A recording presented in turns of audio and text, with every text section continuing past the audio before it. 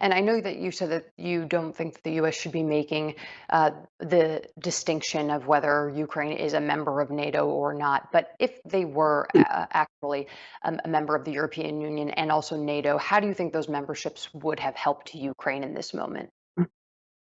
It would have prevented this war, prevented it, not just ended it. It would have prevented the war. Vladimir Putin would not have invaded a NATO country, I don't believe. Ukraine he considers the breadbasket of what he calls motherland Russia. And I think it would have prevented it. That's precisely why all the work that I did in Ukraine as an FBI agent was helping them meet their NATO metrics. They desperately want to be a part of the West. They desperately want to be a part of EU. That's what led to the Euromaidan revolution and the ouster of Viktor Yanukovych.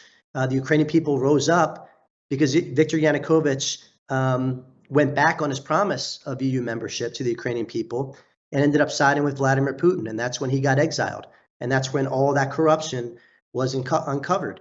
They desperately want this, but they were not meeting their NATO metrics, not because of the Ukrainians, but because of the Russians, because of Russian saboteurs that were intentionally sent into Ukraine to infiltrate and erode their systems, their judicial system, their law enforcement system, their parliament and Rada, and their financial networks, because Russia's biggest fear was that Ukraine would ultimately meet the metrics, and they were doing everything they could to prevent them from doing so.